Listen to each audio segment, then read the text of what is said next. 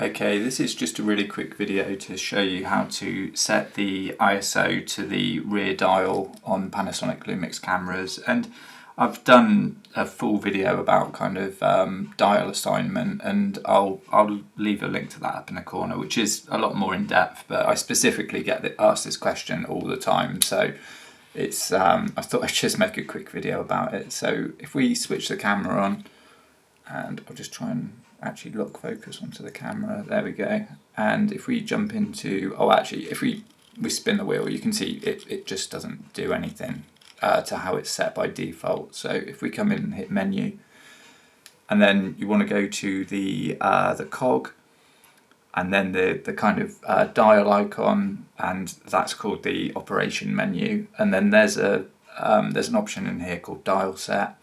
And then specifically for this, we want to come down to the control dial assignment, and you can see it's got like a little headphone on there.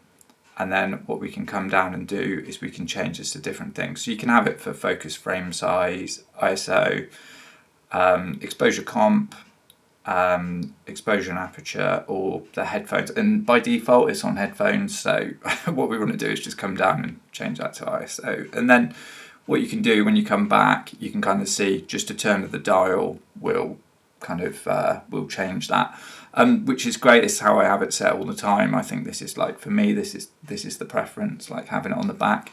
The only thing you might find is sometimes you can occasionally knock it by accident, and then that's where things like the lock lever come in really handy. So I'll link to a video about like how you can use that in tandem with this kind of stuff. But yeah, you essentially, rather than having to go in, and I mean, it's not as if it's hard to get to the menu from here, but it's like you don't have to click in and worry about that. It's literally just turn the dial and it's working. So yeah, it was just a really quick video just to kind of show you how to do that, because like I say, it's probably the most asked question I get on this channel. So there you go, that's the video specifically for that. And if you found that helpful, please give the video a like. If you want to see kind of more Lumix tutorials, check out the playlists on this channel, and please subscribe.